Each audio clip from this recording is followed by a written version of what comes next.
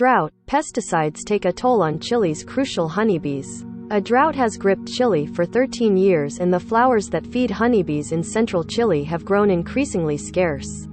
Santiago, Chile. A drought has gripped Chile for 13 years and the flowers that fed Carlos Peralta's honeybees around the central town of Colina have grown increasingly scarce. He said he had lost about 300 hives since the start of November and was left with a choice: try to keep the 900 that remained alive with an artificial nectar or move them to a place where flowers and pollen are more abundant. If the bees die, we all die.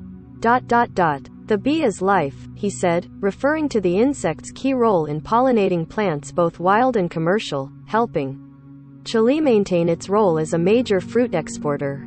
So Peralta decided to move his operations some 600 miles, 1,000 kilometers, to the south, to Puerto Montt.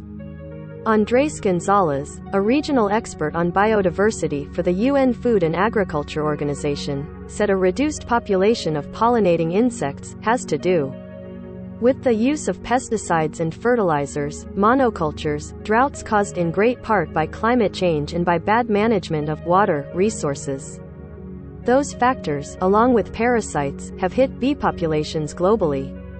And Chile has seen its exports of honey plunge over the past 4 or 5 years, a decline also aggravated by transport difficulties caused by the pandemic.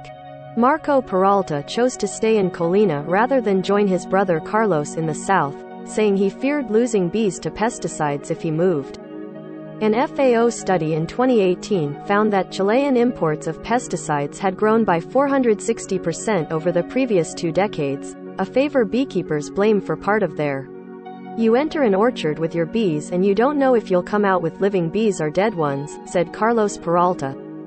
His brother Marco has been feeding his bees with sugar water augmented with other nutrients, though that leaves them unable to produce honey. The bees grow weak with sugar water. It's like eating just pasta every day, said Mario Flores, a beekeeper in the southern town of Temuco. Teresa Sarmiento, president of a beekeepers association in Colina, compared it to giving a sweet to a hungry child. Before the drought, beekeepers would use the substitute food during some winter periods, but now the practice continues nearly year-round. Gonzalez of the FAO said the substitute lacks proteins bees need to develop their bodies and nervous systems, and it leaves them more vulnerable to illnesses.